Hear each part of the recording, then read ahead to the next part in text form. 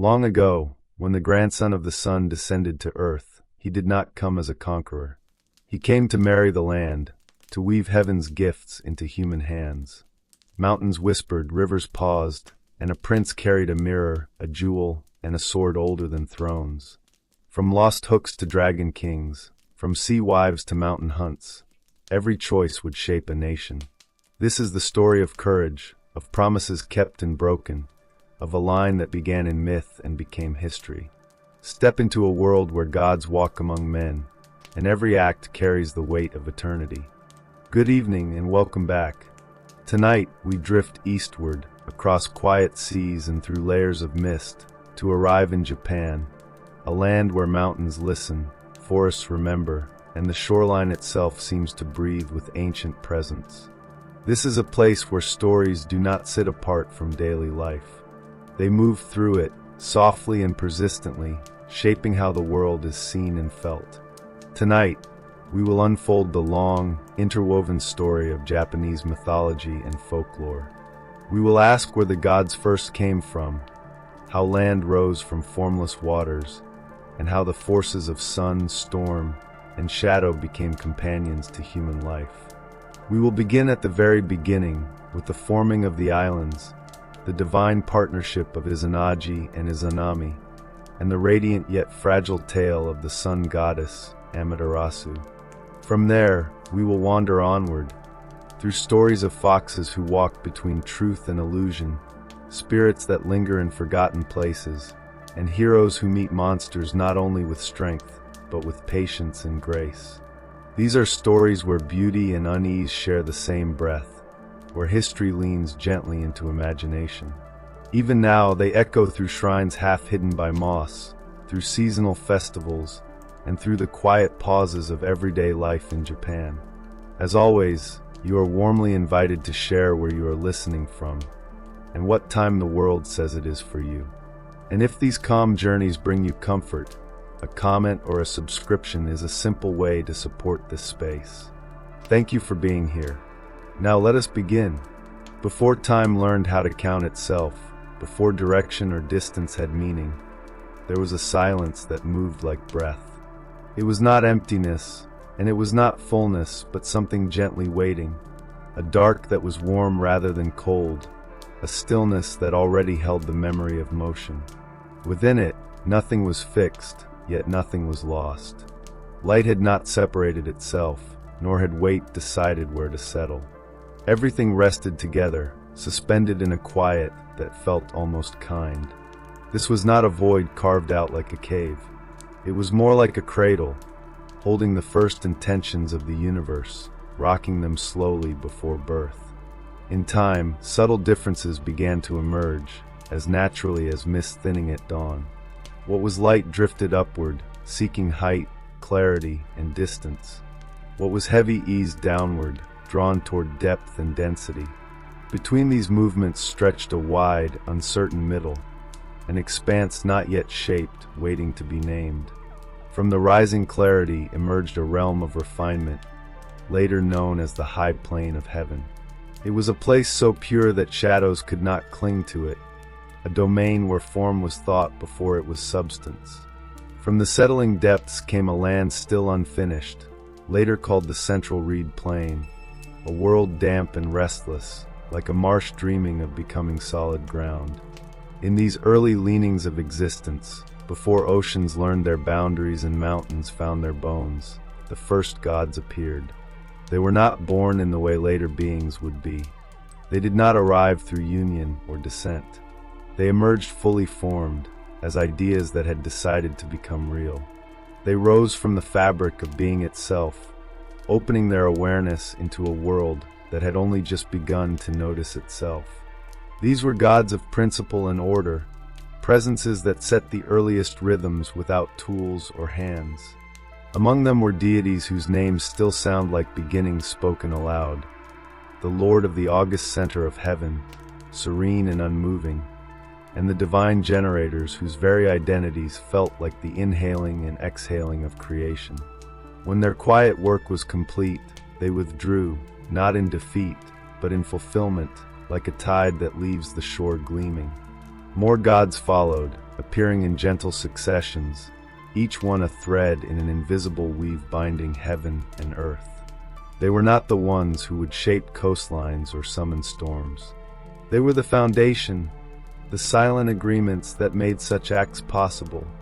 As this unseen lineage continued, the responsibility of shaping the physical world passed along until it reached two deities prepared for heavier labor. Their names carried invitation and intention: Izanagi, he who invites, and Izanami, she who invites.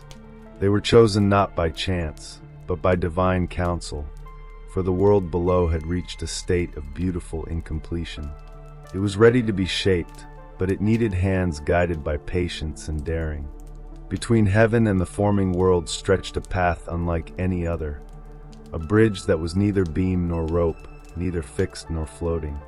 It was called the Floating Bridge of Heaven, a span that exists wherever imagination meets reality.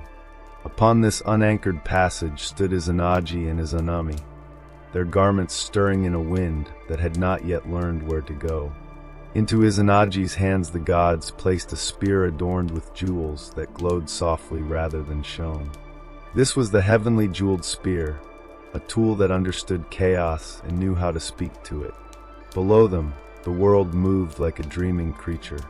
It was sea and not sea, a surface still undecided, beneath which the promise of land waited. Together, the pair leaned forward and lowered the spear. They did not strike. They stirred, slowly and with care, as one stirs water to feel its depth. When the spear was lifted, droplets fell back into the depths, heavy and luminous. Where each drop touched the surface, the water thickened, gathered itself, and began to hold shape. From this gentle repetition, the first island emerged, Onagoro, a place that chose to exist. The creators descended to this newborn land, still damp with possibility. At its center, they raised a pillar that seemed to grow endlessly upward, an axis connecting realms. Around it, they performed the first sacred rite, circling in opposite directions, weaving intention into space. As they met, they spoke, and their voices became the first words ever heard by the earth. Yet harmony is delicate.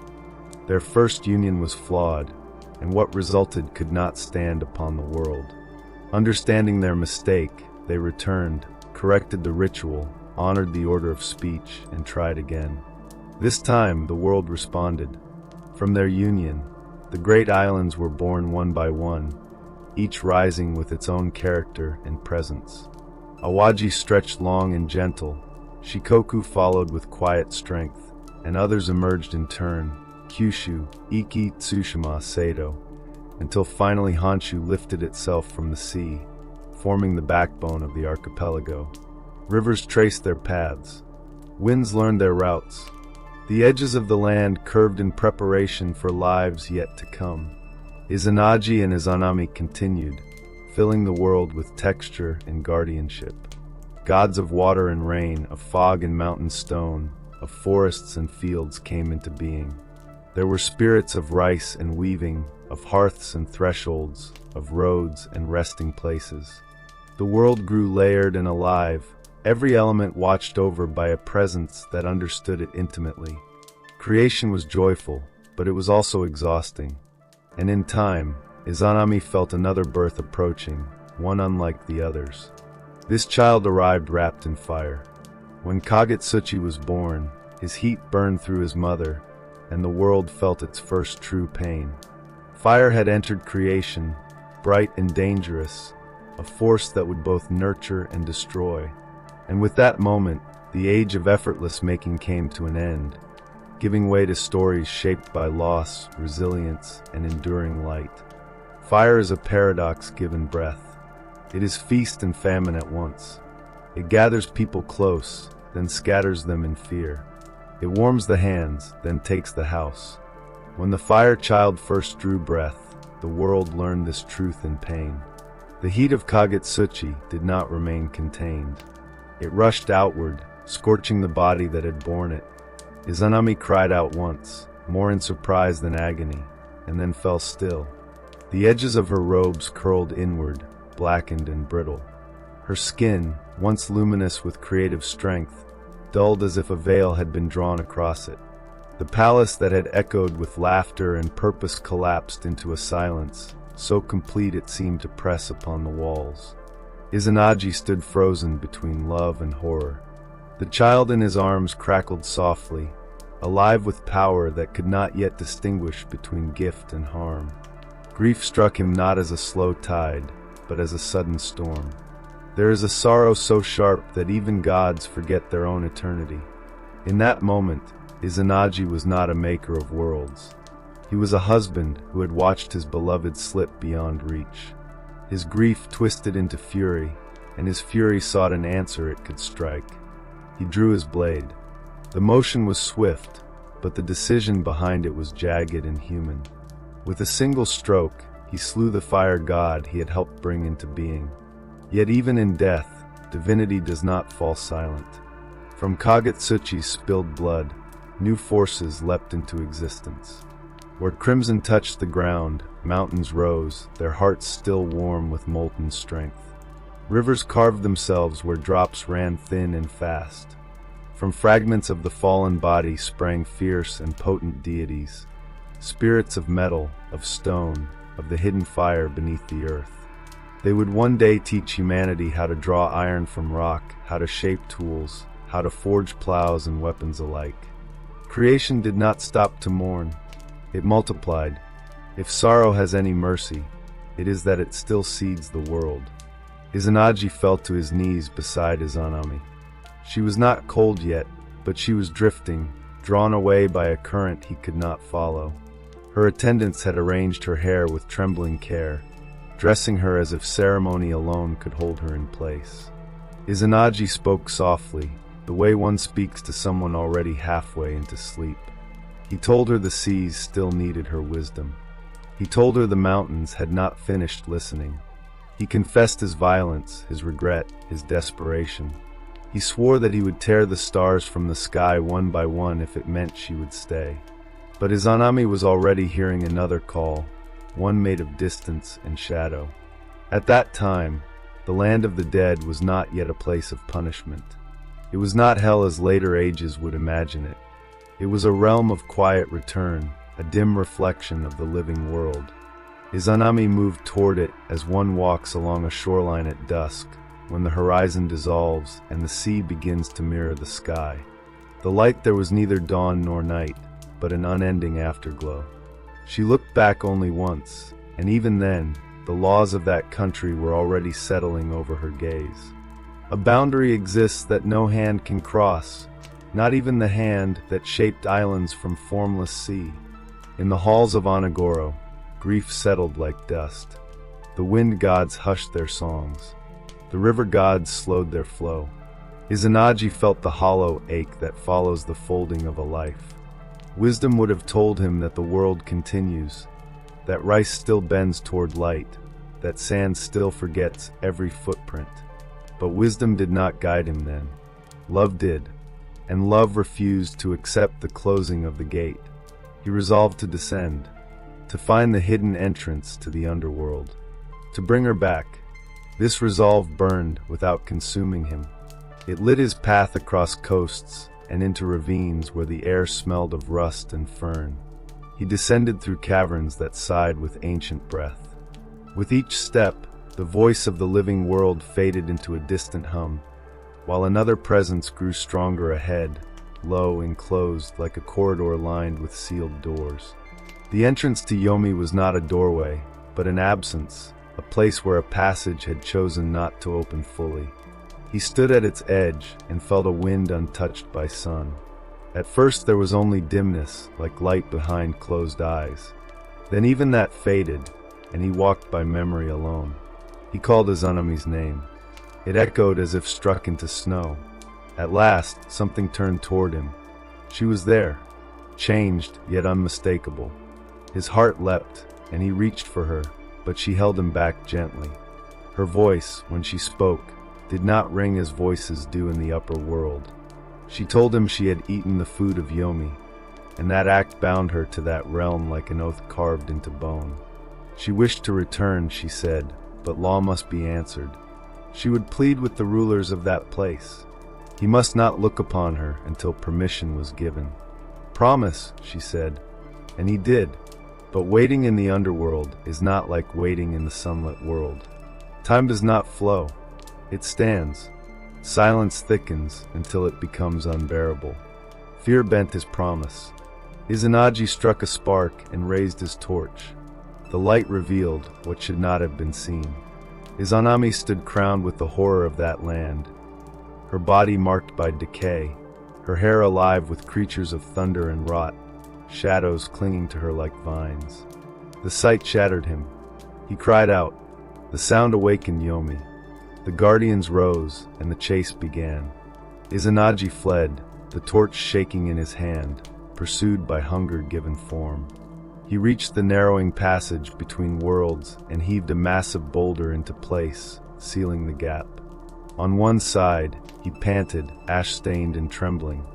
On the other, Izanami spoke with a voice heavy as law. She cursed him for his betrayal and vowed to claim 1,000 lives each day. Izanagi answered with equal resolve. "Then I will bring forth 1,500 births each day." And in that exchange, the balance of life and death was set. He returned to the upper world unclean, carrying the scent of endings. He washed himself in a clear river, shedding garments heavy with shadow. From those garments, spirits rose. And as he cleansed his eyes and breath, new gods were born. The radiant sun goddess Amaterasu, the calm moon god Tsukuyami, and the stormbringer Susanoo. Thus, from loss came light again. And the world moved forward, forever shaped by what had been loved, lost, and remembered. 3 luminous presences stood at the river's edge, as though the world itself had been holding its breath for their arrival. They did not rush forward. They did not speak.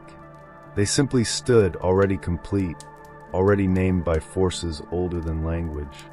When the first lifted her gaze, the sun seemed to recognize itself and softened into a smile. When the second inclined his head, the moon answered with a patient bow. The third did not look upward at all. His eyes traveled outward, toward the far line where water gathers itself into motion, where waves rise and fall like pale-backed beasts that never fully sleep. That quiet moment beside the river was one of the great hinges of existence. With it, the upper air received its keepers. Until then, the heavens had been wide and powerful, but unruled. Now they learned order. The sun goddess ascended to the high plane of heaven, and wherever her gaze rested, green things remembered their duty to grow. The moon god took his measured path and learned the art of cool passage, counting time not by urgency but by return. The stormbringer was given the restless charge of seas and winds, of salt and thunder, of tempests that bruise the surface of the world and then leave it shining. Their father stood upon the stones and felt the last residue of Yomi loosen its grip and fall away like dead leaves shaken from a branch. He had lost his wife. From that loss, balance had been born. Children had stepped into the light. The world, it seemed, demanded exchanges. We resist this truth. We grieve against it, and yet we live by it. From that day onward, creation entered a new cadence. The sun and moon learned their endless circling. The islands, which had tasted the sorrow of their first mother, now drank deeply from the milk of regular seasons. Cranes practiced the long grammar of migration. Rice learned the discipline of flood and release. The gods of hills and rivers added new lines to their prayers, for they felt, in these 3 new presences, the beginning of apology, a quiet acknowledgement that order had returned after rupture. Until then, the earth had been a scattering of households, each tending its own fire. Now heaven had formed a court, and a court brings more than harmony. It brings disputes and reconciliations, banishments and homecomings. It brings contests that end in laughter, and others that end in blood. Thrones invite both loyalty and defiance. Onagoro watched in silence, its great pillar still rising toward a sky untouched by hands.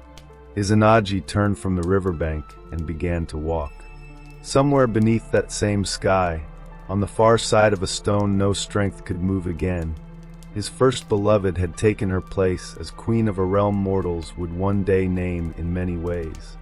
He did not call to her. A promise broken once cannot be used again as a rope. Instead, he looked at the marks where his children had stood, and he understood that the story he had begun no longer belonged to him. Light would one day enter a cave and emerge changed. Storms would make terrible errors and unexpected miracles.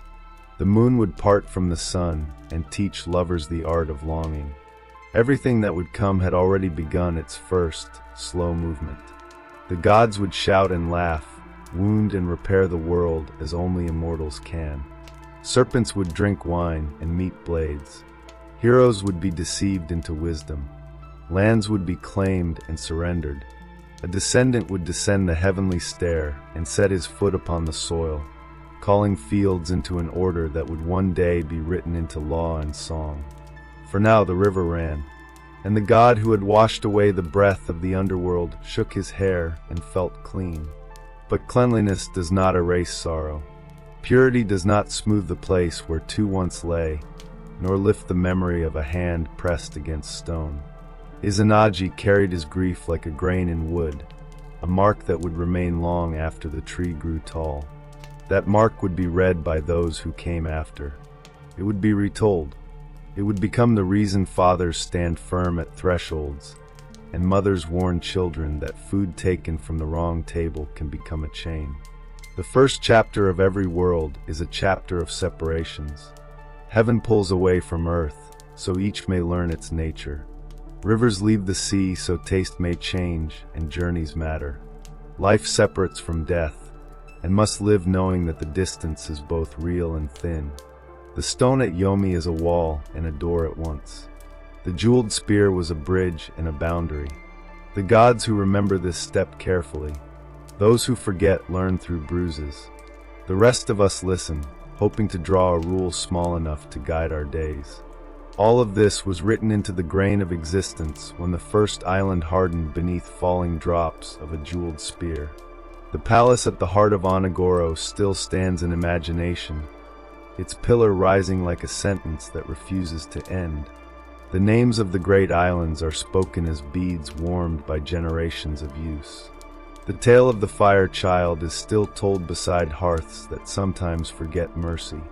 The story of the stone set in the mouth of the earth is whispered at farewells that have no return. From that riverbank, where a father first saw 3 sudden lights ripple across the water, the world leaned forward into its next telling. It leaned toward siblings whose quarrels and reconciliations would weave a net strong enough to hold a nation. It leaned toward dragons and blades, toward rice fields glowing under patient skies, toward shrines where cedar and silk would clean the air of unspoken fears. The first breath had been taken. The second was already on its way. The book had been opened by the point of a spear, and a single pillar held the page against the wind. Grief, holding its dark lamp, stepped back into the shadows, and the world, newly ordered and still aching, continued. 3 noble children stood upon the riverbank, not as wanderers who had arrived by chance, but as beings who had always belonged to that precise bend of water. It was as if the river itself had been waiting to reflect their faces. The sun lingered warmly upon the brow of the first child, resting there like a crown that knew its rightful heir. The moon answered the presence of the second, lowering itself in a silent bow, pale and attentive. The third did not look upward at all. Instead, their gaze followed the far horizon, where waves rose and fell like pale-backed beasts moving in slow, ancient herds. That moment by the river was not merely a meeting. It was a hinge upon which the world quietly turned. From it, the upper air found its rulers, and the loose forces of sky and season began to accept command. The goddess of the sun stepped into her place upon the high plain, and wherever her eyes passed, green things remembered an old truth, that growth is not a suggestion, but an order written into light itself. The god of the moon learned the pathways of cool travel and measured the patient breathing of the sea, marking the hidden rhythms by which tides confess their obedience. and the Stormbringer was entrusted with the restless waters and the winds that bruise them, with tempests that destroy and cleanse in the same breath. Their father stood upon the stones of the riverbank, feeling the final traces of Yomi fall from him like dead leaves shaken loose at last. He had lost a wife. From that loss, he had drawn balance, children, and the cruel wisdom that the world is a market that demands exchange. We despise that law. We survived by it. From that day forward, creation entered a new order. The sun and moon learned their circuits and no longer collided in confusion.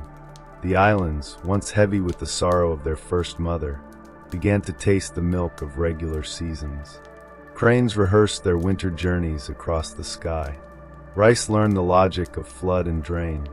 The gods of hill and river amended their prayers, sensing in those three new presences the beginning of an apology, an acknowledgement that the world would no longer drift without care. Until then, the earth had been a scattering of households. Now heaven had birthed a court, and a court brings more than thrones. It brings wars and reconciliations, exiles and returns, contests that end in laughter and contests that end in blood. Onagoro watched silently, its pillars still rising toward an unhandled blue. Izanagi turned from the waterside and began to walk away. Somewhere beneath that same sky, beyond a great stone that would never again be moved, his first beloved ruled a kingdom mortals would learn to name in many ways. He did not call out to her. A promise broken once is not a rope to be tugged again. Instead, he studied the marks where his children had first stood, and understood that the story he had begun no longer belonged to him. Light would enter caves and return changed. Storms would make mistakes and miracles. The moon would part from the sun and teach lovers the ache of absence. Everything yet to come had already begun to move. Serpents would drink wine and fall beneath swords. Heroes would be tricked into wisdom. Lands would be offered and surrendered. A grandson would descend the heavenly stair and press his foot into soil, calling the fields into an order that would one day be written in law and song. For now the river ran, and the god who had washed away the stench of the underworld shook his hair and felt clean. Yet within that cleanliness lived grief. Purity does not erase the imprint of love. It does not smooth the stone where a hand once rested. Izanagi carried his sorrow like a mark carved into wood, one that would be read and reread by those who came after. The first chapter of any world is a chapter of separation. Heaven pulls away from earth, so each may learn how to be itself. Rivers part from seas, so taste may vary and journeys matter. Life steps away from death, knowing the distance is both real and dangerously thin. The stone of Yomi is both door and wall. The spear that stirred the first island is both bridge and boundary. The gods who remember this walk carefully. The gods who forget it learn through bruises. And we who listen to their stories try to borrow a rule for our smaller lives. All of this was written into the grain of the world when the first island hardened beneath drops falling from a jeweled spear. The palace at the heart of Onagoro still rises in imagination, its pillar like a sentence that refuses to end. The names of the 8 great islands are spoken as beads warmed by centuries of touch. The tale of the fire child is whispered by hearths that sometimes forget mercy. The story of the stone sealing the mouth of the earth is murmured whenever a goodbye is final. From that riverbank, where a father once saw 3 sudden lights shimmer on the water's face, the world leaned forward into its next telling. The first breath had been drawn. The second was already on its way. The book had been opened by a spear point, and a pillar held the page against the wind. But in that first, fragile moment of rule, Amaterasu was not yet a queen weighed down by ceremony. She was purpose made visible. She was direction. Light had not learned to flatter or to judge. It simply obeyed her presence. Wherever her attention rested, order followed like a shadow that knows its master. Tsukuyomi moved otherwise. He did not ascend in a blaze or claim the eye by force.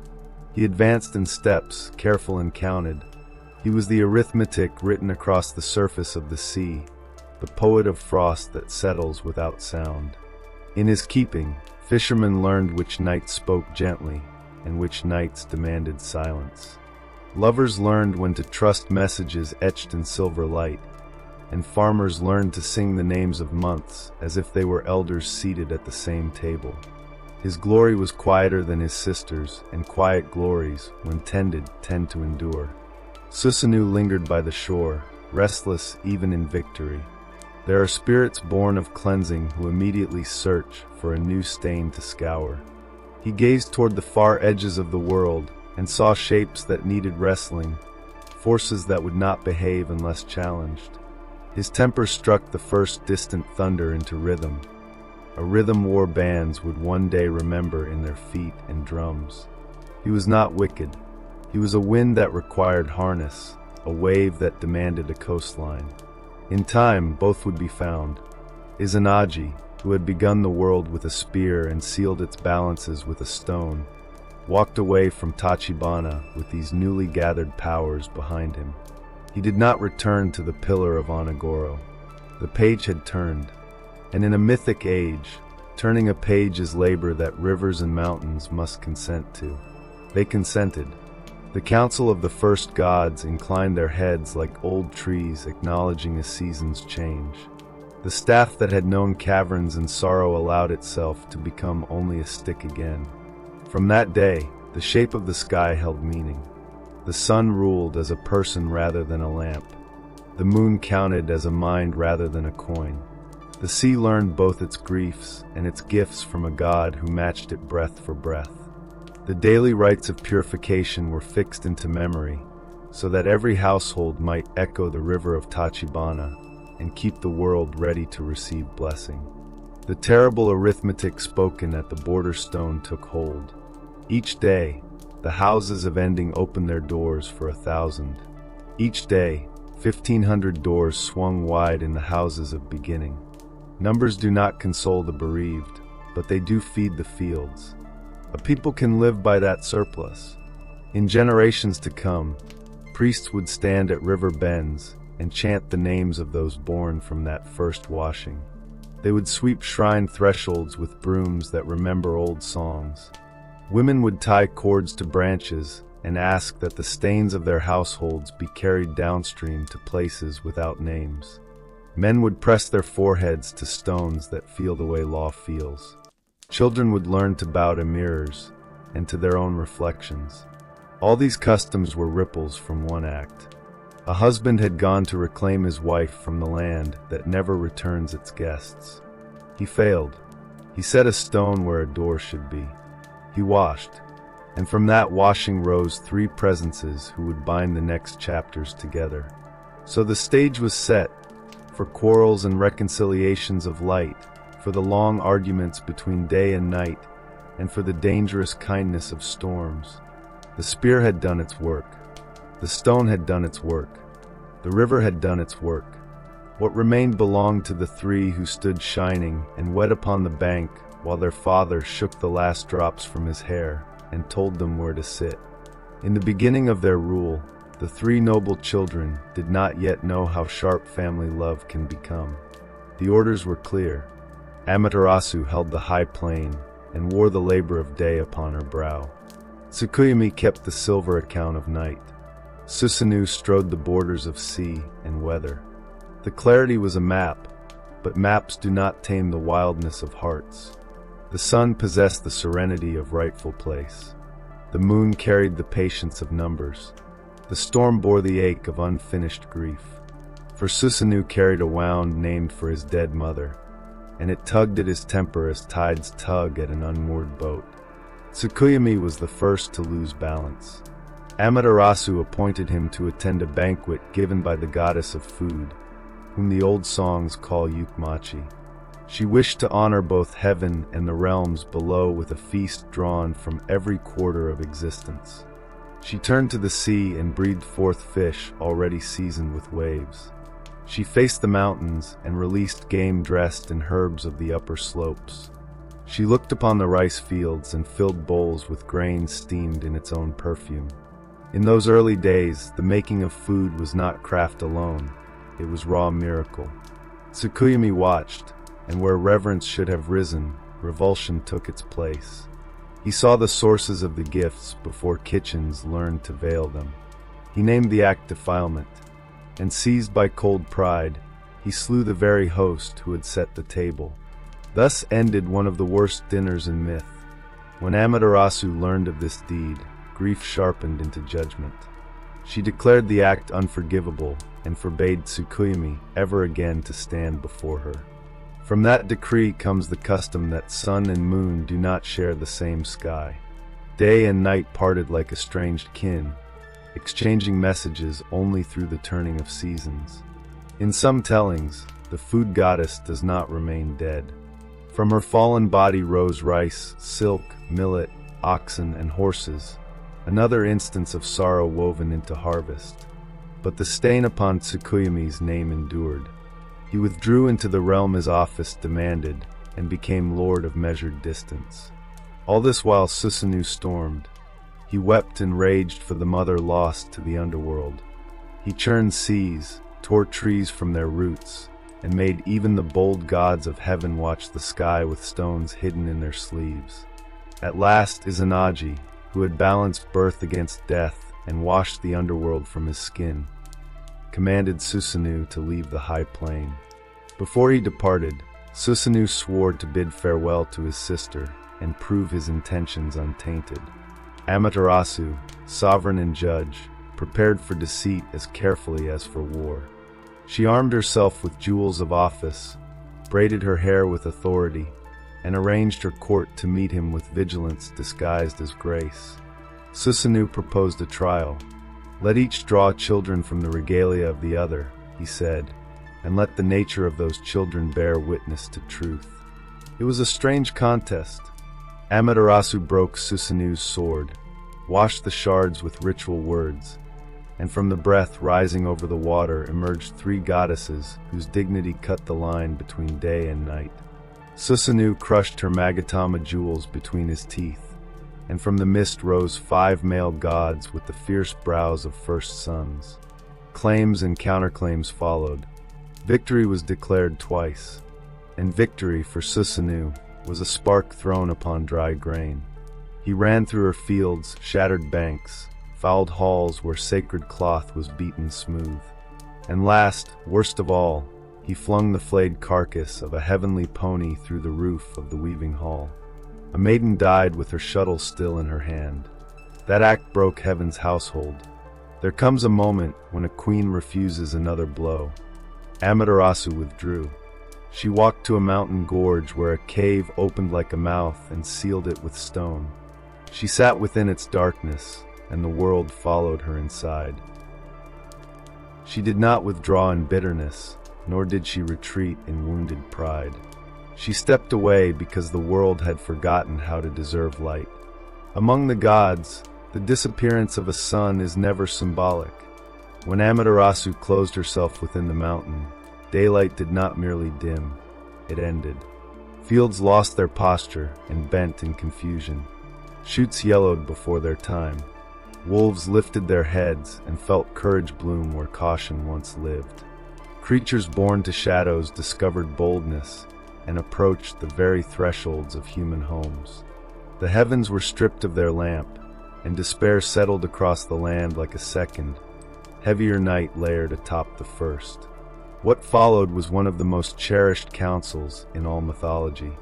The gods gathered from distant edges of creation, powers who rarely crossed paths and now crowded together along the riverbanks beneath the sealed cave.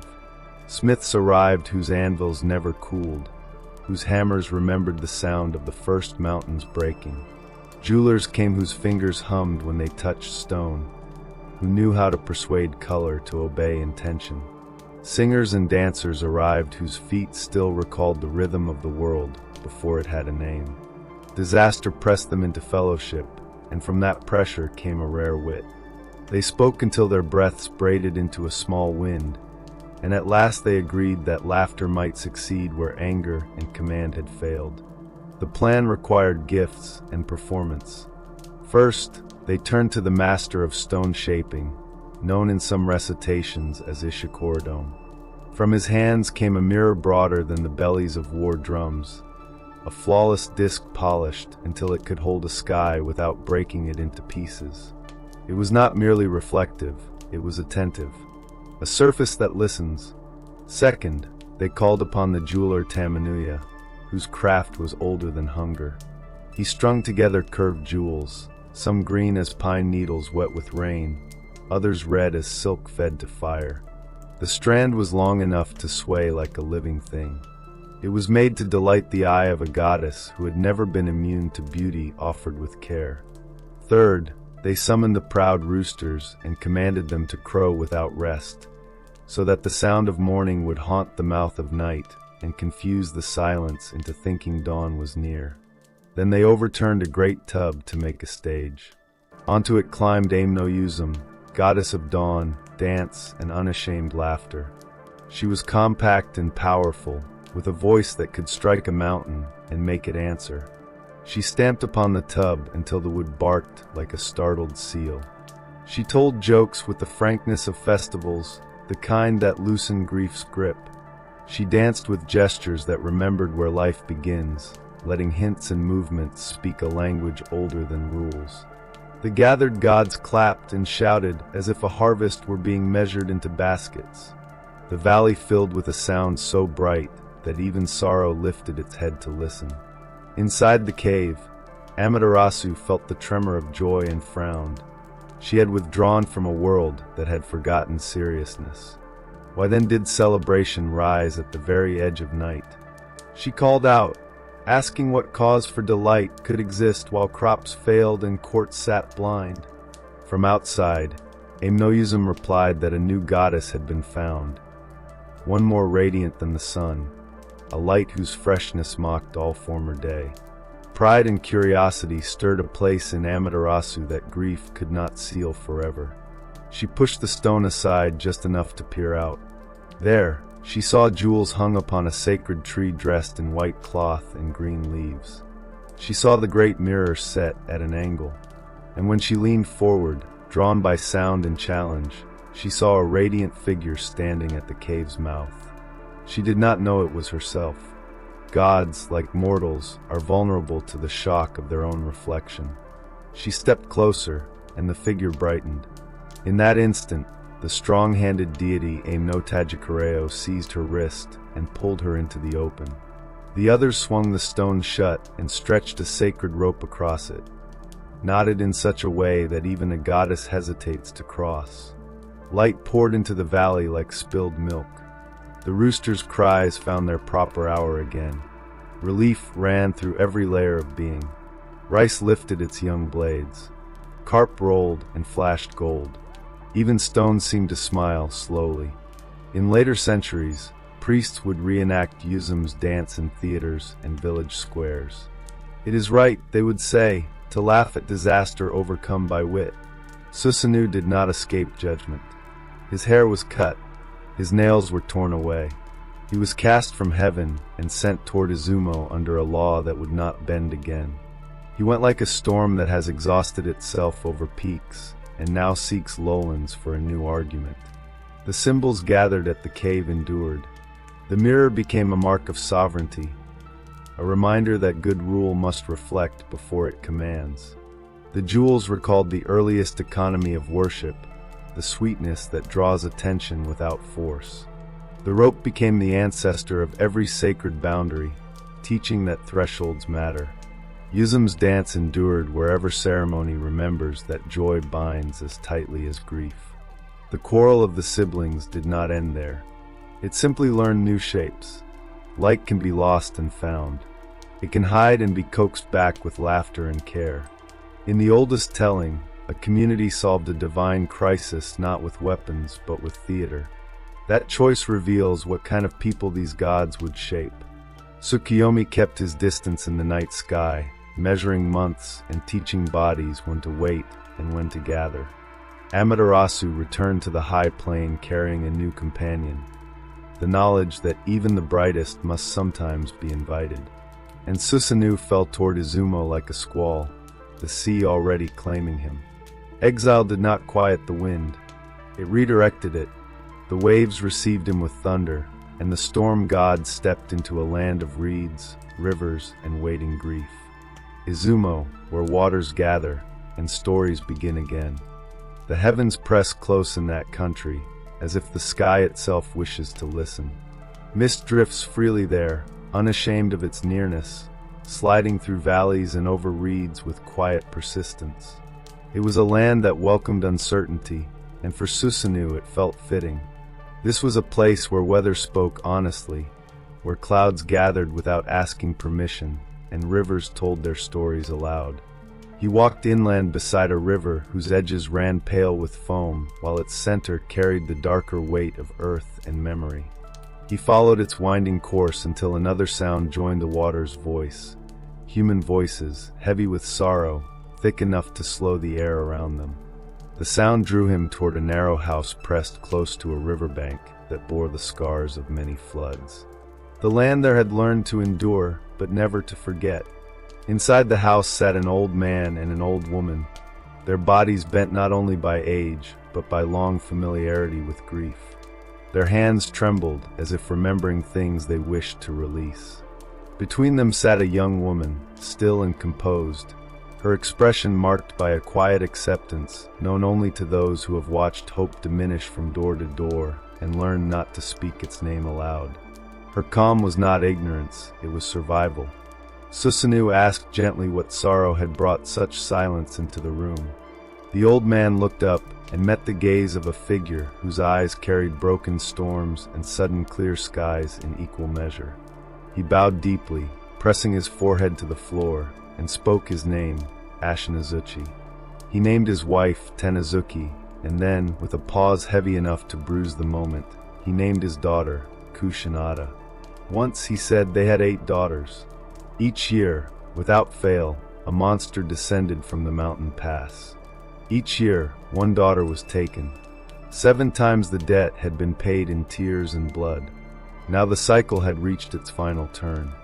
When night fell again, the beast would come for the last child.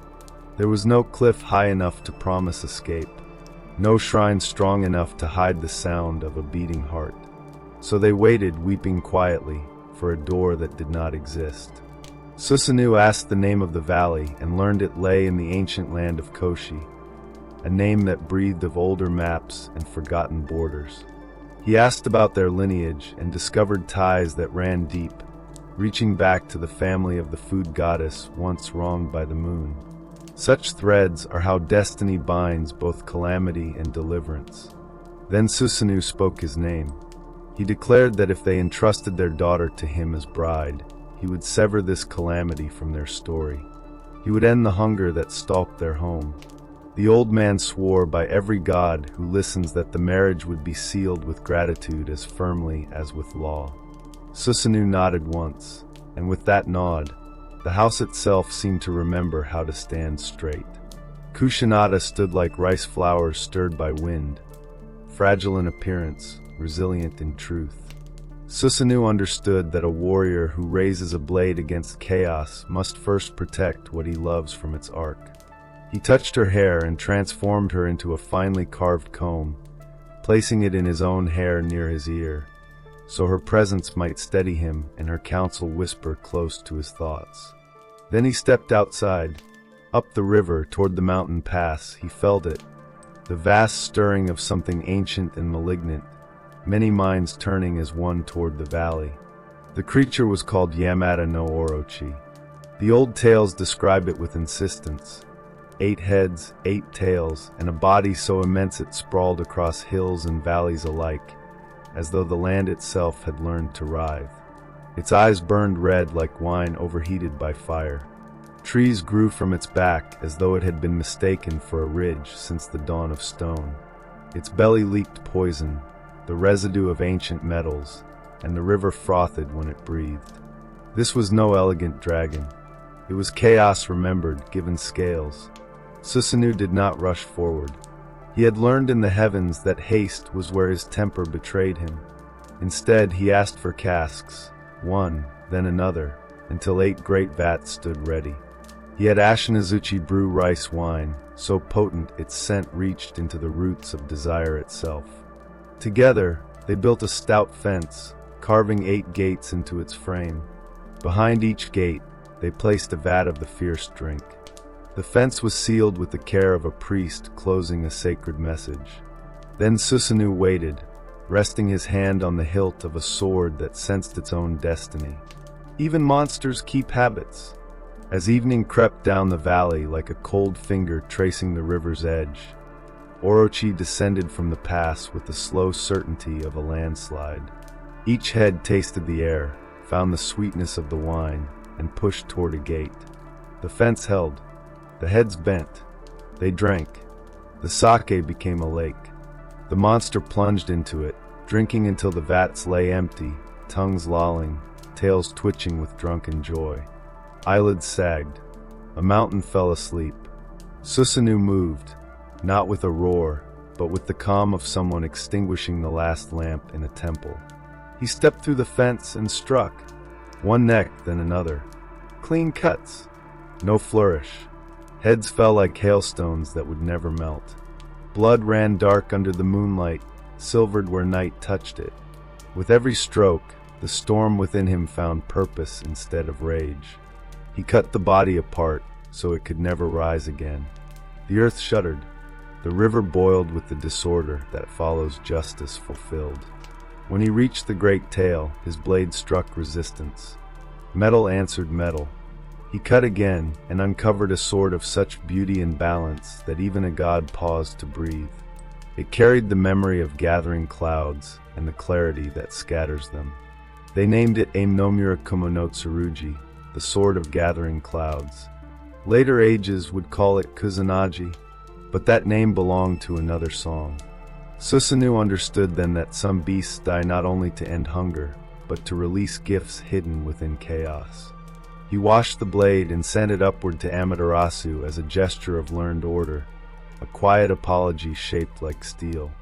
With the monster gone, Susanoo returned to the house, removed the comb, and found Kushinada standing as a promise kept. He married her with words that honored tenderness as strength. Together they built a home in Izumo, where air runs clear as cedar water. There, the storm god spoke the first poem, comparing a house to the gentle encircling of a bride. He remained untamed, but wiser. And the valley learned that even storms can be taught to protect fields. Second, the story shows a god at his most luminous when he relinquishes a gift rather than hoarding it for the sake of display. The sword that would one day be wielded by a mortal hero did not belong to kings first. It belonged to the son who could recognize worth in restraint, who could carry responsibility as easily as a hand carries a branch. Susanoo's house at Suga became more than a home. It became a school, a sanctuary, and a proving ground for the lessons of patience and judgment. Here, boys learned from elders who had seen rivers run red that unchecked rage is a poor engineer, that violence untempered by thought tears down what it means to protect. Here, girls learned from a woman who had once been a comb, that attentiveness, careful listening, and calm reasoning are as necessary to strength as muscle or steel. The god who had once terrified heaven now slept with his brow uncreased and woke with fingers unbound. He did not cease to be a storm. Rather, he became a storm that understood the difference between a field meant to flourish and a fortress meant to defend. And yet, the chronicles of Izumo do not close with wedding songs, poems, or hidden swords. The land continues to raise leaders, just as moss grows in layered patterns on ancient stones.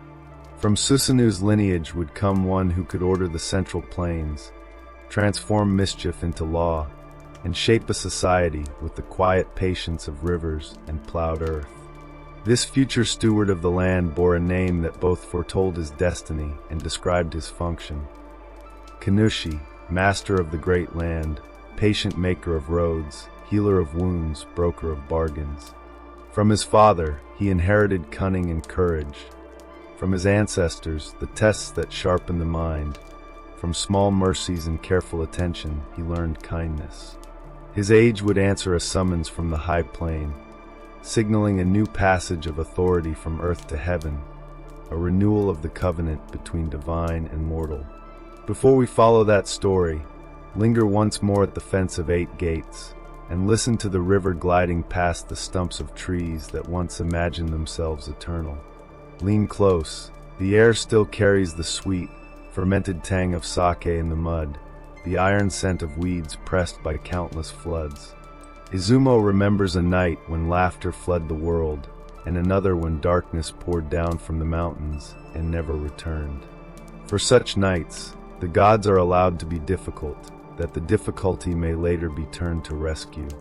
From the high plain, Amaterasu watched the river valley reclaim its peace, and felt a gnawed stir within her, a recognition that her brother was learning to turn his force toward care rather than chaos.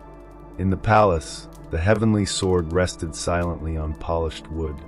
In a garden, a bride learned the secret curves and shadows of her new home.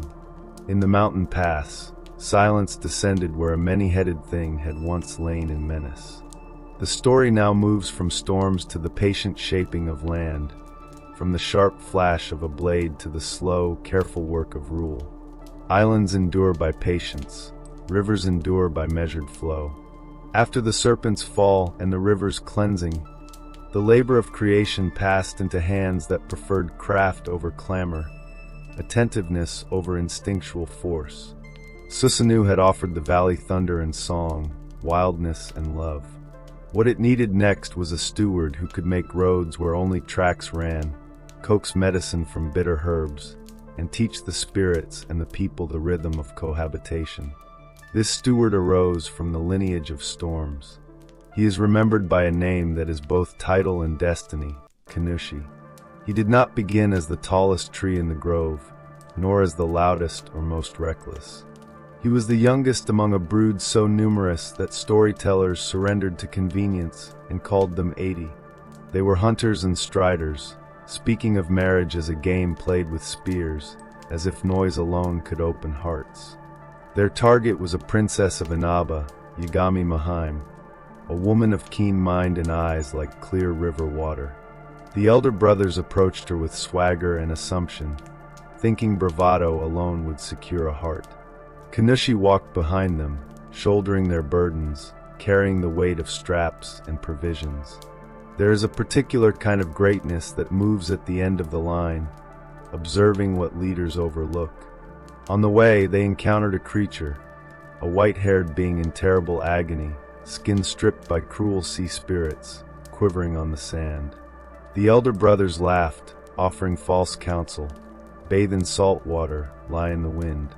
The creature followed their advice, and its suffering flared like dry brush catching fire. Kanushi knelt, setting down his burdens. He spoke gently, with the voice of someone who knows both children and the wounded. First wash in fresh water, then rest upon soft reeds. Let pollen and plant dust soothe what pain has burned. The creature obeyed, and its body healed. It rose whole and blessed the boy, prophesying that Yagami Mahaim would choose not the suitor who mocked suffering, but the one who stooped to relieve it. When the princess held her court, she saw through ornaments and boasts, through smoke and show, and named the youngest as her husband. The 80 brothers burned with shame and fury. Pride cut deep bleeds rage. They sought to destroy him with a trap worthy of ogres, a fire set to consume him, leaving him as ash to the wind. In some tellings, his mother called him back. In others, gods of healing stepped from mountain groves, bringing herbs and breath. Whichever path, the boy who had lifted a hair to mercy was himself lifted by care. Scars became his scripture, and the world learned that kindness is a shield. The elder brothers tried again, and the boy was urged to flee to the far roots of the earth, to the house of thunder kept by Susanoo. If you would live, his mother said, seek the storm father. Endure his tests. Win his favor. Claim a weapon no envious kin can sway. Kanushi obeyed, for obedience to wise counsel is a courage that songs seldom honor loudly. His journey led through valleys smelling of iron, and through halls lit by an inner glow rising from the stones themselves. There, In a fortress of strange hospitality, he met Susriam, a daughter of Susanoo. She perceived in him the flame he had yet to recognize, a calm energy that could warm without scorching. Their first glance carried understanding, and love found its first sentence between them. Susanoo appeared like surf under a cliff, laughing, watching the visitor who sought his daughter's hand. The storm god does not grant kinship without trial. If you would be family, he said, live this night in the hall where serpents sleep. The snakes were cruel. Susriam handed Kanushi a scarf threaded with protection. When the serpents rose, the charm kept the boy unharmed. Other tests followed. A room of centipedes armored in self-resonance, a chamber of bees that sensed fear, a storehouse of objects that woke if touched wrongly. In each trial, Susriam's guidance lent balance. She taught that a string can restrain trouble, a song can redirect anger, patience can become a mountain. Finally, Susanoo offered the sharpest lesson. Kanushi tied his own hair in a knot, pinned it with a bow, and faced an empty field set aflame in a perfect circle. Flames crept inward, tightening, but Kanushi did not thrash or plead.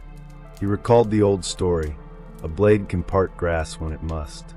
He cut a path along the circle's weakest seam, escaping the heat that sought to frame his final breath. There are many lessons here, yet one is simple. A trap cannot hold a mind that searches for the seam where freedom hides. Satisfied, or at least contained by respect, Susanoo hung the great sword, the one that had severed the serpent, above the marriage bed. A god keeps his edge, even in domestic bliss. The gesture was gruff blessing and gentle warning combined. Then he gave his daughter to the boy with eyes that said, "Take care of what I love. On a good day, I may nod my approval." From his store of power, he offered words that could bind and words that could loosen. The young couple rose from the hall into the lands of light, bearing trophies less tangible than any sword. Patience, a habit of listening, and the knowledge that a home endures when laughter enters before anger commands. Once returned to the Riverlands, Kanushi set about his life's work, shaping a land that would remember the lessons of storms, mercy, and quiet cunning. In the old tongue, they speak of it as the making of the land. The phrase carries more weight than stone walls or tilled fields. It is the art by which spirits and mortals alike learn to share a calendar, to mark the rhythm of work and festival, of sorrow and celebration. Kanushi became the one to whom local gods brought disputes, the small quarrels of hill spirits, the tempers of winds that swept across marsh and ridge. He memorized the names of streams, the moods of forests, the way a marsh exhales in mist and waits. He taught healing that reached beyond the simple recipes of camps and households, becoming a language of prayer and instruction. Night fevers yielded to water drawn with charms made from the seventh leaf of a stalk that grows where cranes sleep. The bite of a malicious spirit was softened by smoke passed 3 times through a ring of reed, 3 times through a ring of willow. Historians frown at such details, grandfathers smile. A people is stitched together by these fragments, and Kanushi stitched with care. In this labor, he found a companion as improbable as any legend allows. He was no taller than a boy at his knee, but his eyes held the cunning of a fox and his hands moved with impossible speed. He was called Sukuna Baikona, the Little Lord, and he arrived ashore upon a stalk that floated like a slender boat. Some said he slipped from the sleeve of a god cursing a gate. Others claimed he was a seed thrown away by a careless giant. Regardless of origin, his first act was insolent and yet endearing. He greeted Kanushi with the audacity of one certain that mischief and marvel could walk hand in hand. Together, they chased away sickness and taught the art of making medicine, soothing bone aches and easing childbirth. They instructed farmers in the manners of the field, in the respect owed to soil that repays its keeper. They exorcised uncanny pests from granaries with rituals that looked like jokes but were not. They set boundary stones intelligible to spirits, and taught the songs one sings when asking a hill to share a road. For a time, the pair was a comedy of mismatched size and perfect aim, the small one darting and the tall one striding, each amplifying the other's skill.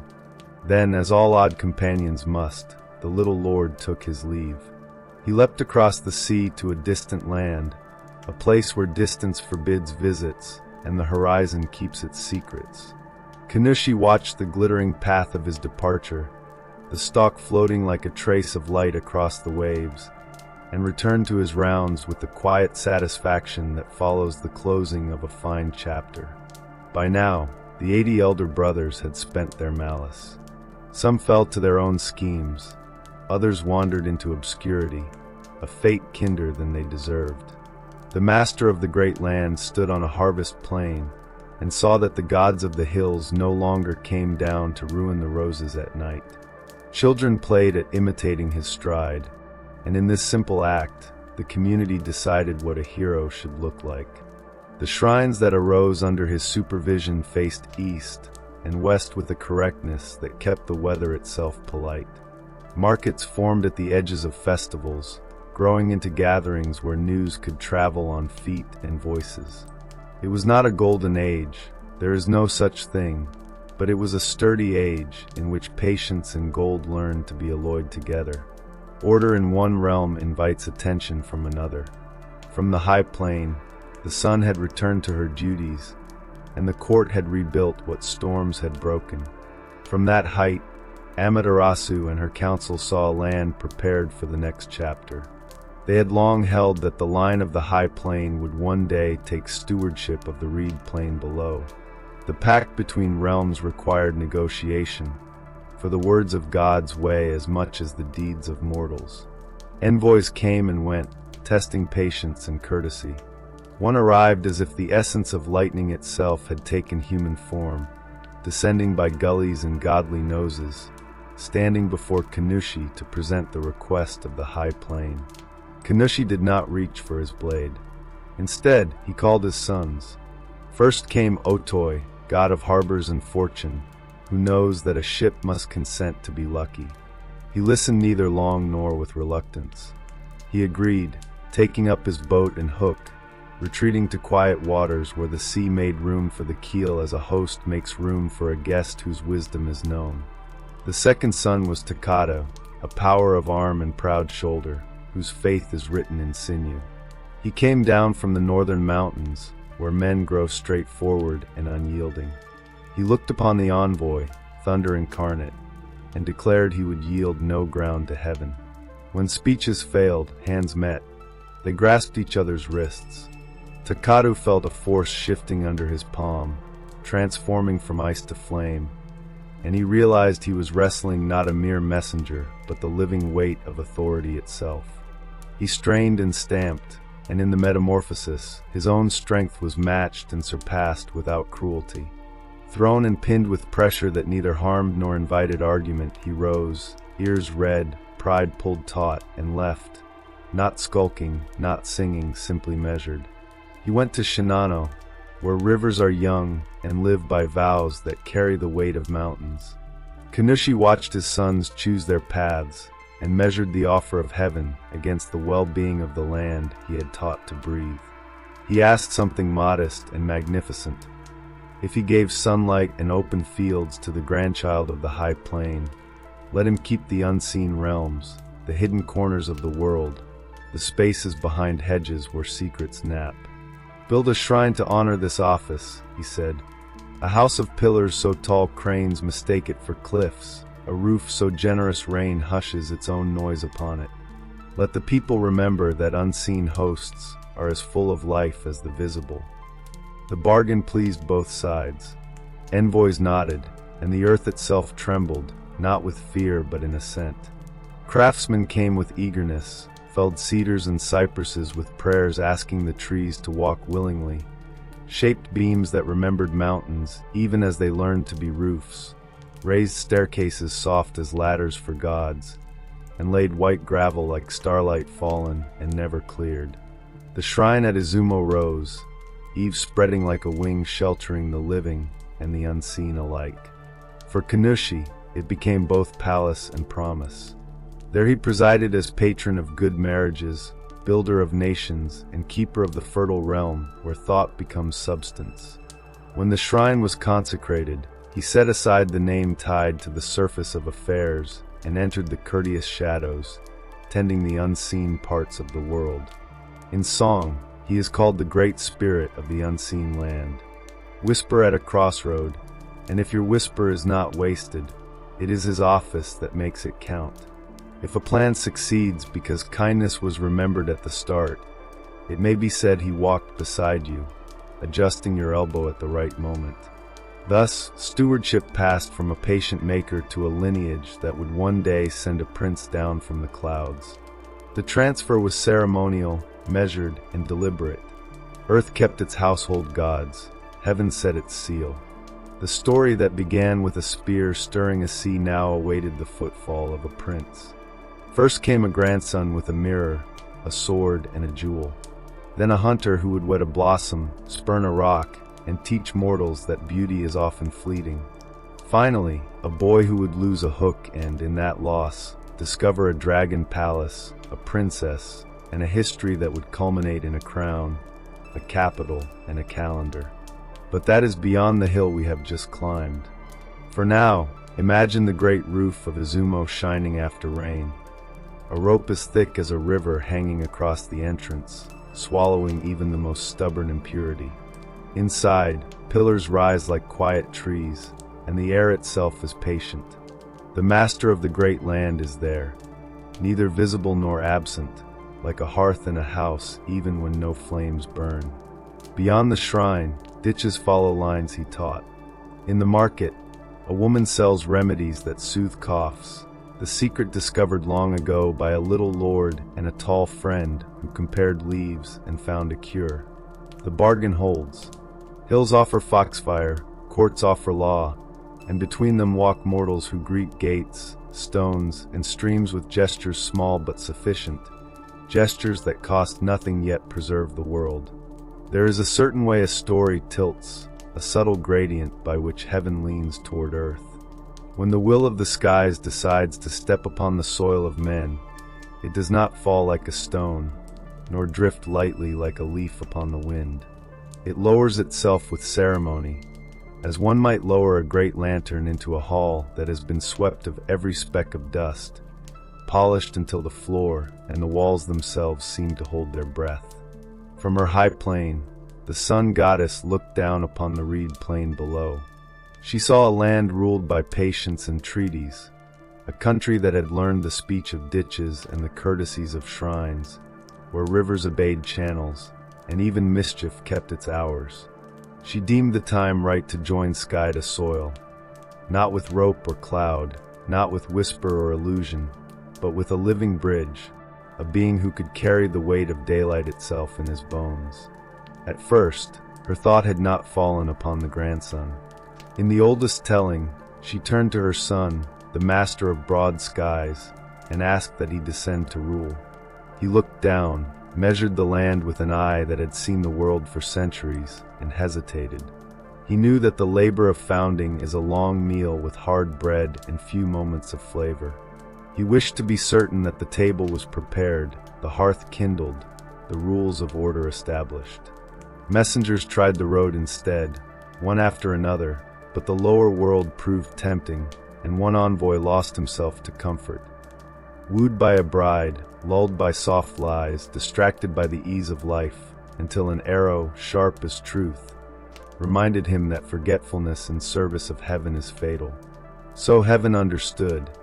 It must send not a wanderer, but a scion, a descendant with a mandate bright enough to blind hesitation and illuminate his own path. The choice fell upon the sun goddess's grandson, a young god whose name is Ninigi. He was entrusted with a company of deities to guide him, guard him, and advise him, for even a divine prince prospers with counsel and the wisdom of roads walked before. His descent would take him through ledges of cloud to mountains where cedar grows confident in its height, along paths where rivers chatter and gullies whisper to themselves. They called this descent the coming of the heavenly grandchild, a hinge upon which the age of gods would swing toward the world of men. Before he left, his grandmother entrusted him with 3 objects whose meaning was older than thrones, older than crowns, older even than law itself. The first was a mirror, so perfectly wrought that light rests upon it as water rests in a still bowl, reflecting not only form but the very patience of reflection itself. The second was a string of curved jewels, red as wine and green as pine, heavy and smooth with a quiet, enduring glow. The third was a sword, once sleeping inside a serpent, lifted from its wound by a god who had finally learned the discipline to temper anger with judgment. These were not toys or trinkets, but pledges. The mirror promised rule that sees and considers. The jewels promised bonds between ruler and ruled, both beautiful and binding. The sword promised the courage to sever what threatens fields, families, and life itself. Ninigi stepped forward ready. With him traveled deities whose names read like incantations of the dawn. A goddess who dances the first light from the cave and laughs fear from the feet. Keepers of ritual who know the right rice to scatter and the exact words to speak to summon fortune. And a powerful hand, broad and patient, ready to brace the way if the mountain passes hardened against passage. Together, they formed a procession of majesty that would have filled any storyteller's heart with the pleasure of pageantry. At the threshold where sky becomes hill, they encountered the Lord of the Great Way, a spirit tall and formidable, guardian of the lower world. His gaze squinted as if peering into the Sunday itself. He refused at first to move aside, for threshold spirits are not dazzled by titles nor swayed by company. The company did not draw swords. The dancer of dawn stepped forward, and as she had at the mouth of caves, she transformed necessity into delight. Laughter rose to the feet of the guardian, pride flattered in truth and artifice alike. He smiled, and his stubbornness fell away like mist. He led them down the correct spur into the mountains of Kyushu and remained, silent but watchful, as Ninigi planted his foot upon Takajoho, a peak of clear, breathing air. Here the prince made his camp. The air smelled of cedar, river, and the beginning of a story meant to echo for centuries. He set in order the gifts of heaven that had accompanied him and began the slow work of rule. Rule in ancient lands is not a barked command. It is the careful establishment of proper relations between fields and floods, shrines and markets, old gods and new names. Ninigi brought steadiness to the hills. He did not chase local spirits from their homes, but asked them to share a calendar. They consented, for consent had been earned with courtesy, not conquest. One day, the mountain gods sent 2 daughters to visit the new lord. The elder was a Wanaga, lady of the rock, quiet as granite and stubborn as stone warmed by Sunday sunlight. The younger was Kanahana, lady of blossoms, each step a rhythm of spring, each smile a promise greater than a field of buds. The father offered both, not as one offers horses, but so that the ruler might enjoy a double blessing, through rock endurance, through blossom, beauty, and abundance. Ninigi chose the younger at first sight. He asked for her hand and refused the elder. The message returned to the mountain lord, whose fairness stung. A warning came wrapped in courtesy. You have chosen the flower and denied the rock. Your line will be beautiful but short-lived. Marry both, and your line will endure as mountains endure. Thus did a god write mortality into the calendar of kings and of ordinary people alike. Brightness, once embraced, is always fleeting. It is in that choice that we live, as much as in breath itself. Ninigi and Kanahana were married with rites meant to anchor a realm. But joy in the house is never simple. Rumor soon tried to stain it, and the young bride conceived quickly. Doubt arose in Ninigi, like a small fish testing the water. Was the child his, or the result of some hidden trespass? Doubt in a ruler is an acid. It eats wood, then stone, then the hand that holds both. Kanahana answered the creeping poison with a trial that has been told around hearths ever since. She built a birth hut of reeds, entered it, and declared that if the child within were not his, fire would claim her. The hut was lit, and she sat in its center, the heart of a full moon. Fire devours greedily, but can also act with a certain grace. Neighbors watched, faces drawn tight, and Ninigi stood with lips parted, unable to speak. Smoke twisted through the thatch in ribbons. When the roof finally fell, it collapsed around her, not upon her. She emerged, bearing a son glowing with the health of blessings. Another son followed, and in some songs a third. The names differ across provinces, but their offices are clear. One loves the sea and the luck of hooks, another thrives in contest. The youngest carries the slopes and antlers in his name, the prince of the mountain hunt. He is the one whose story will carry us into oceans, palaces, and meetings with kings who wear scales. Before we follow him, we must note the home left behind. Ninigi governed from the south with the calm gifted by the mirror. He learned which harvest prayers belong before planting, which before threshing. He settled disputes with a patience that taught people to bring quarrels to him before fists were raised. He kept the guidance of the threshold god close, and the laughter of the dawn dancer closer. There is no court that does not sour when these two are absent. He was not a maker like the master of the great land, who measured roads and marked boundaries for spirits. He was a settler of high order. Builders bring together, rulers keep together. The archipelago needed both. The family grew, and through their children, the gifts of heaven began to thread themselves into human lines. Kanahana walked her gardens and watched petals fall with a new tenderness. She had been denied the sister whose name is endurance. She did not brood upon it. She taught her sons that the brevity of blossoms makes them sharper. A field of rice at perfect ripeness is a note held just long enough, and then dismissed. A marriage is not the same joy at its final hour as at its first. And this is no failure.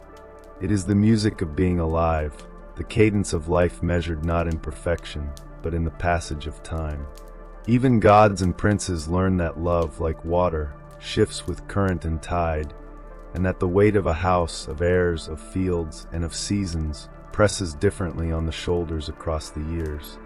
The youngest son, the one who loved mountains and the slow whisper of leaves, came into quarrel with his elder brother, who loved tides, shoals, and the rhythm of nets and currents. Their dispute began not with anger, nor insult, but with curiosity and pride.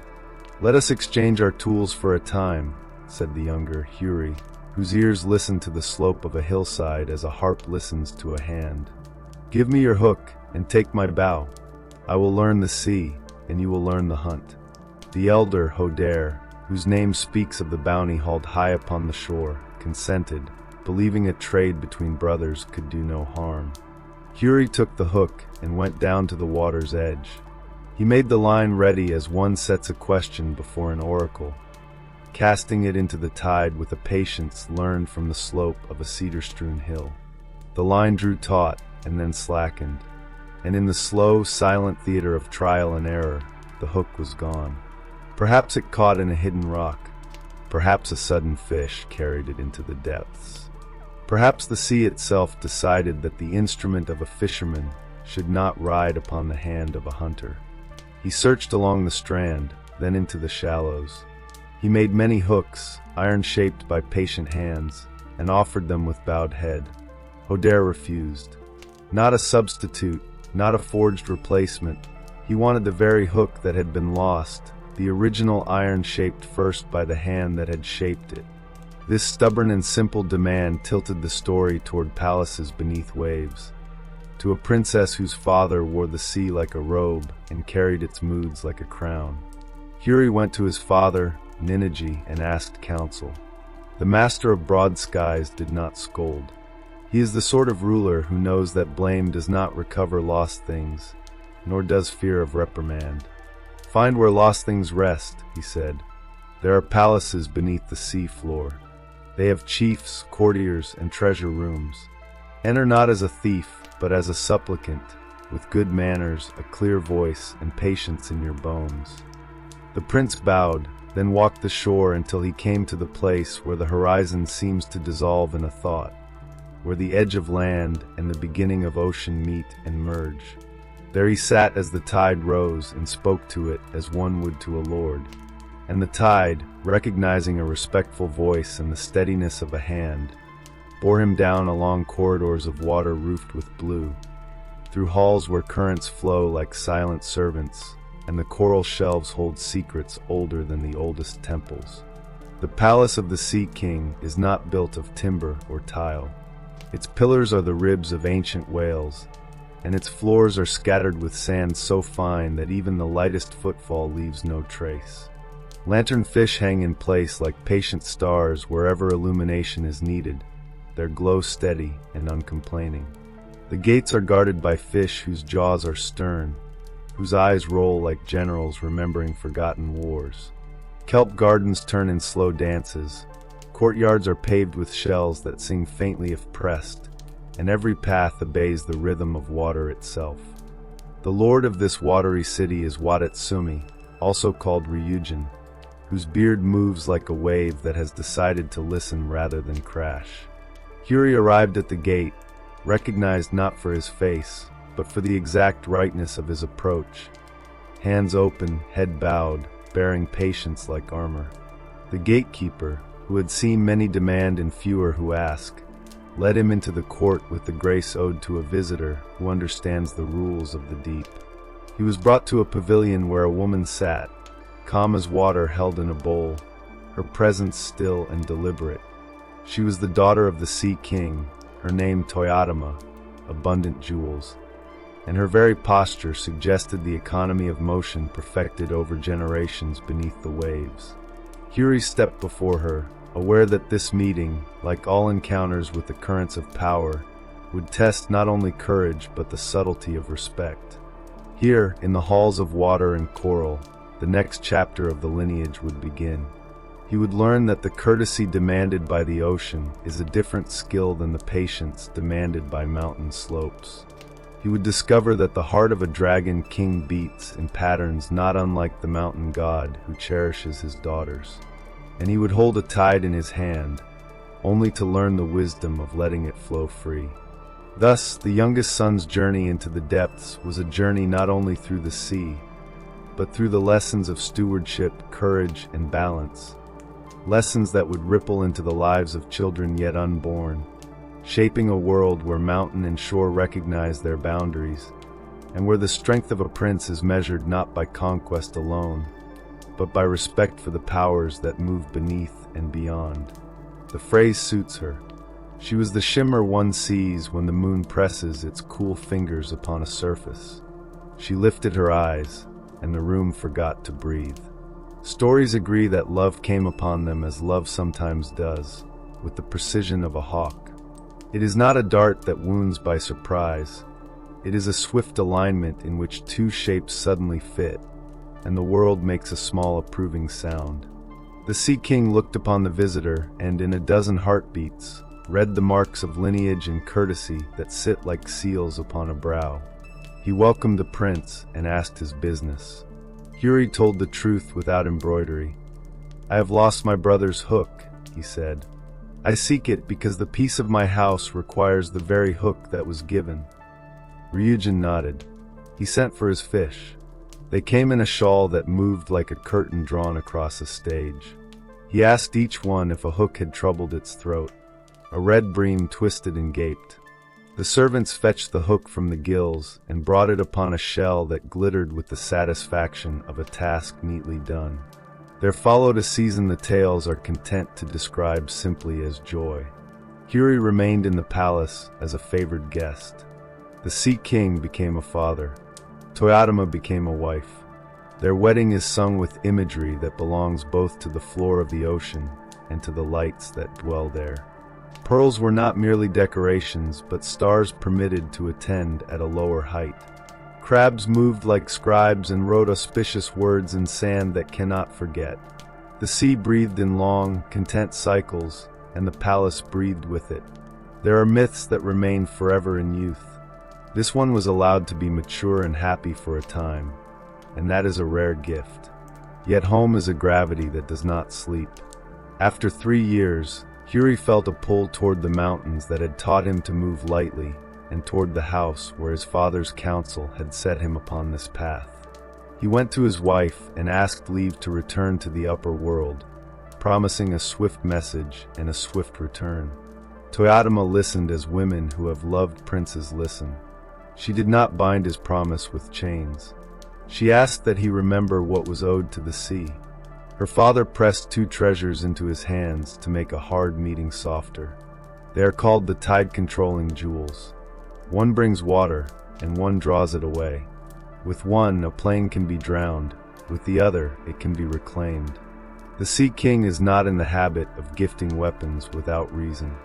He knew that Huri's quarrel would be waiting like an unemptied cup. He sent the jewels as a peace that could be forced if gentleness failed.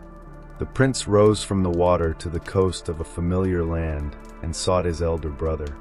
Hodare was no less rigid than before, perhaps a degree more proud, for resentment does not sleep in absence. Huri returned the lost hook. He did not scold. He did not lecture on forgiveness. He asked for peace and was refused. The elder fished with rage for bait and cast a net of threats. Then Huri used the first jewel. He lifted it in his palm and spoke the word that a father-in-law had taught him. The sea climbed the shore, then the street, then the steps, until Hodare found water at his belt, then at his chest, then at his lips. He called for mercy, a word that grows heavy upon a proud tongue. Huri raised the second jewel, and the water withdrew as if a bed had been made and needed smoothing. Hodare fell to the ground like a fish dropped from a basket. He promised obedience, and this time he kept it. The quarrel ended in the only way some quarrels can. Not in love, not yet, but in recognition that there is a limit, and that a boundary can be a blessing. Now the sea, which had been only stage and palace, returned as womb for Toyotama. She followed her husband to the shore to give birth to their child on land. The old storytellers linger here with a tenderness that belongs to this figure more than to many others. She is not only a princess with jewels in her name, she is a woman who must keep 2 natures in balance.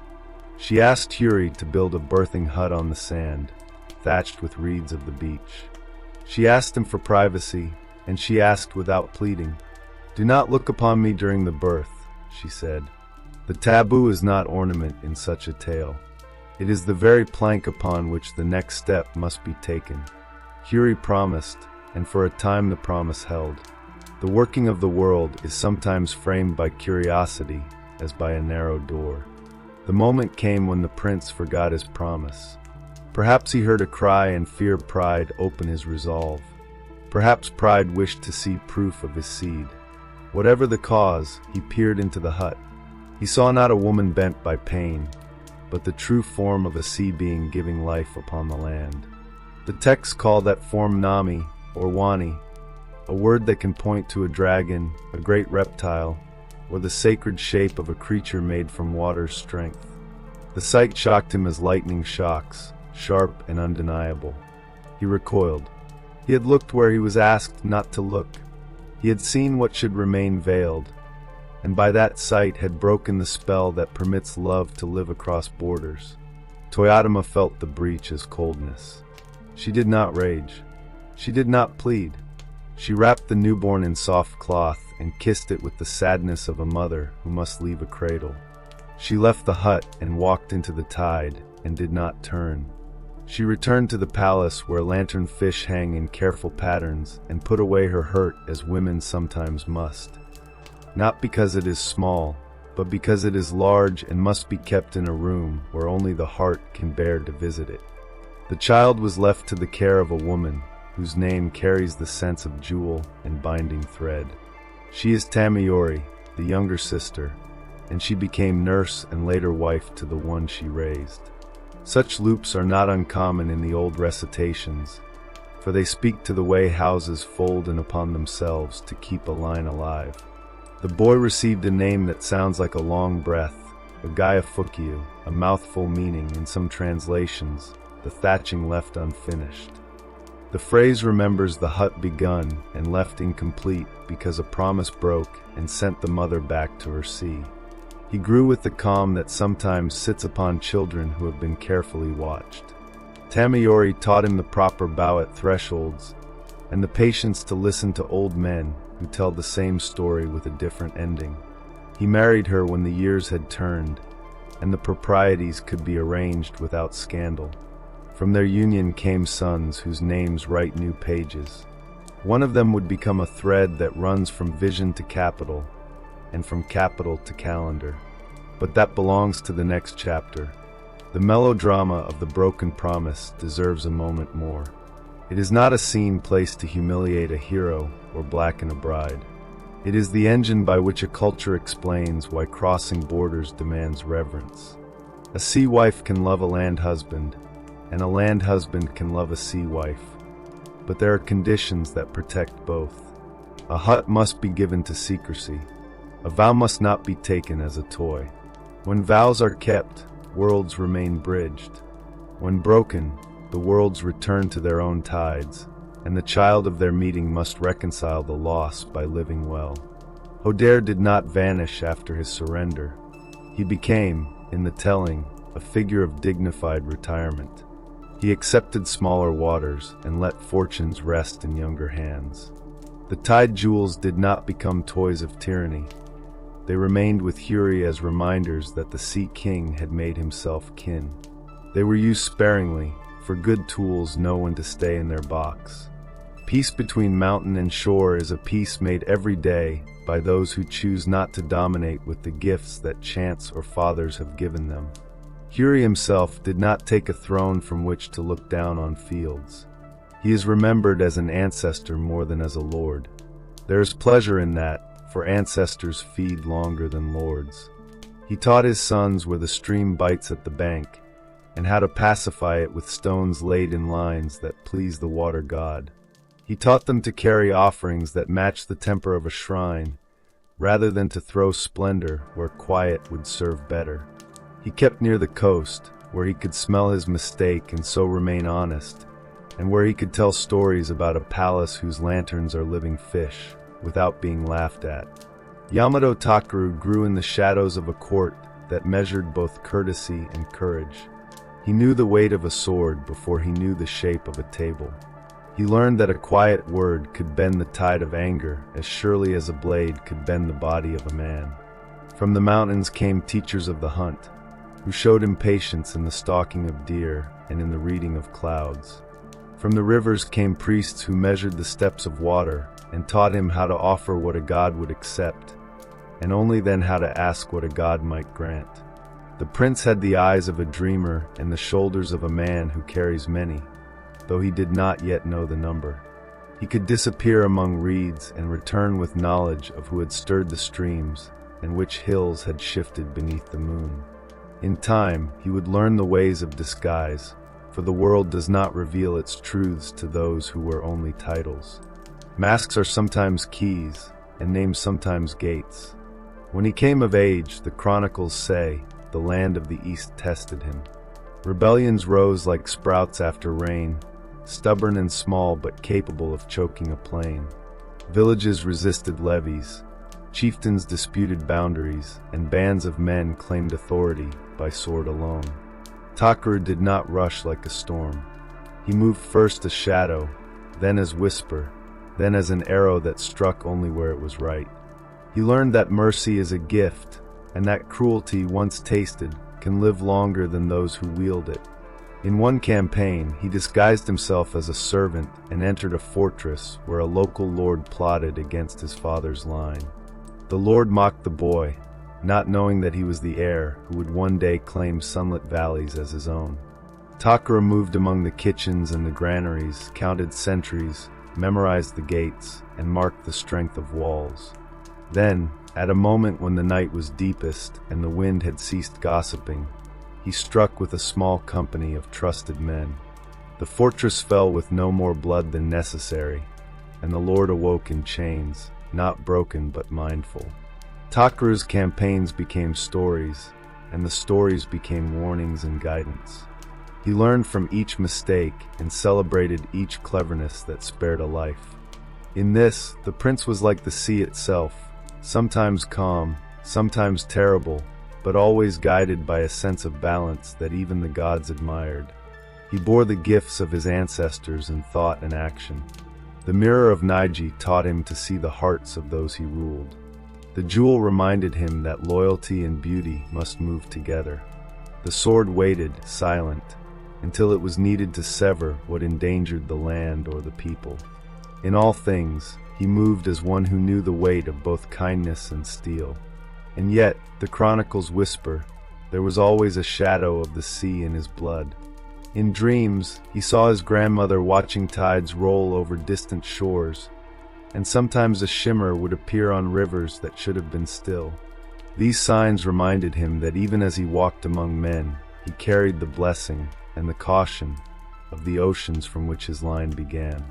Thus grew Yamato Takeru, a man whose youth was tempered by vigilance, whose strength was guided by counsel, and whose courage was measured not only by victories but by the lives he spared. He became a prince who understood that to rule is to serve the land, the gods, and the memory of those who walked before. When the grandson of the sun descended, the world did not tremble or collapse. The mountains did not bow, nor did the rivers pause. Yet something subtle shifted, as if the air itself had been given a new measure. Ninigi did not arrive as a conqueror. He arrived as a steward of balance, a figure chosen to carry heaven's radiance into the land below without bending it to his will. The mountain of Takachiho welcomed him not merely as a footstep upon rock, but as the embodiment of a covenant. Every breeze that whispered through the cedars seemed to acknowledge his passage, and the sky itself hung a little lower, patient, observant, as though waiting to see how a god might walk among men. Ninigi carried with him 3 treasures older than kingdoms: a mirror polished so that sunlight lay upon it like water in a still basin, a string of curved jewels, glimmering like wine and pine, that bound the hearts of rulers to the souls of their people, and a sword once hidden inside a serpent, drawn by the wrath and wisdom of a god who had finally learned the weight of anger. These were not gifts, but pledges. The mirror promised governance that could reflect and deliberate. The jewel promised bonds both beautiful and binding. The sword promised the courage to sever danger when it threatened the fields, the shrines, and the homes of those he was charged to protect. He was accompanied by deities whose names sang like prayers. There was the goddess who danced dawn from the cave, scattering fear and laughter. The keepers of ritual who remembered which rice to scatter, which words to speak. A mighty one with hands capable of bracing mountains if they resisted. And at the threshold of the lower world, a guardian with the squint of sailors and the stubbornness of cliffs met them. Only through the dawn dancer's charm and the patience of their retinue did he yield, opening the path into Kyushu, where Ninigi first touched the earth. Here, he married the blossom, Kanahana, choosing beauty and abundance over endurance. The elder sister, Iwanaga, the Lady of Rock, withdrew her blessing, and thus mortality was woven into the line. Yet this was no curse alone, it was a gift. Mortality made joy sharper, beauty more precious, and life meaningful in its brevity. Children learned from this, that to hold brightness is to know its fleetingness. Ninigi ruled with the mirror and the jewel each day, turning the sword to duty only when necessity demanded. His court became a rhythm, laughter at councils, patience at thresholds, offerings measured by the temperament of gods and soil. Through such governance, the gifts of heaven threaded themselves into human lives. Huri, the youngest son of Ninigi, grew amidst these lessons. Where his elder brother Huri loved the sea, Huri loved the mountains, the quiet trails, the patient observation of leaf and antler. Their quarrel began as a simple exchange. "Let us trade tools," Huri said. The elder agreed, and the experiment unraveled. Huri lost the fishing hook, and no apology or substitute could suffice. Huri demanded the exact iron wrought by his own hand. Thus began Huri's journey into the halls beneath the sea, where Ryujin, the Dragon King, ruled. The palace of Ryujin was no palace of timber and tile. Pillars rose like whale bones, lanternfish hung like patient stars. Corridors were paved with sand so fine that every step became a whisper. Toyotama, the dragon princess, watched him with the calm of water held in a bowl. When Huri spoke his purpose honestly, to reclaim the lost hook and restore balance, Ryujin dispatched his fish to recover it. And so the hook was returned, but the joy of victory became a season of quiet learning and love. Huri married Toyotama. 3 years later, the call of the mountains, of land and lineage, summoned him home. The return required the tide jewels, 2 gifts from the Sea King. One to draw water, one to return it. When Huri resisted peace, Huri lifted the first jewel, and the sea rose until the elder was humbled. The second jewel drew the waters back, and balance was restored. Toyotama, her secret nature revealed in the birthing hut, returned to the sea, leaving their son in the care of Tamayori, her sister, who would become both nurse and eventual bride of the boy she raised. This child, Agaya Fukyu, learned the ways of both land and sea. He grew under careful guidance, understanding the subtlety of promises, the patience required of rulers, and the reverence owed to forces beyond human reckoning. Agaya Fukyu's sons carried forward the legacy: Sus, strong of arm; Inahi, drawn to the ocean; Mikuri, devoted to the hunt; and Kamu Yamato Awarabiko, later called Jimmu, the first emperor. From southern islands they traveled east, guided by Yatagarasu, the 3-legged crow of omens, until the inner plains of Yamato opened before them.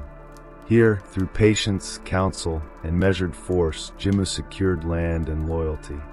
He fought with sword and strategy, honoring both human law and divine expectation, and established a capital that reflected the sun's favor and the balance of heaven and earth. Yamato Takeru, a descendant in this line, inherited the gifts and lessons of his forebears: skill without cruelty, cleverness without arrogance, courage tempered by restraint. His road was not merely toward thrones, but toward the margins where chaos waited, teaching the use of power as responsibility, not indulgence. He defeated traitors, calmed rebellion, tamed rivers, and faced gods themselves. His life, though heroic, carried a fragility. Even the strongest can falter against forces beyond mortal control. Yet from his deeds emerged patterns of courage, justice, and careful action that became cultural memory, not just lists of victory.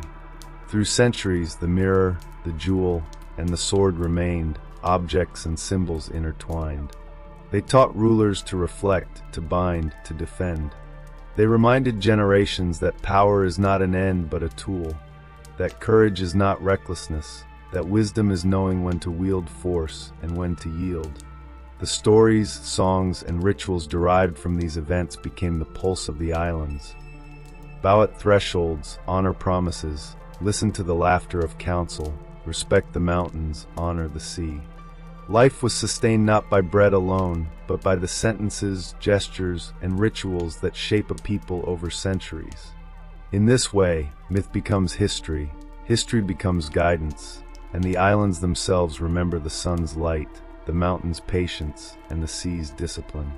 The ages of gods and emperors are not separated by years alone, but by the rhythm of teaching, choosing, and passing responsibility, so that each generation can walk its path with hands steady, hearts open, and the legacy of balance in their keeping.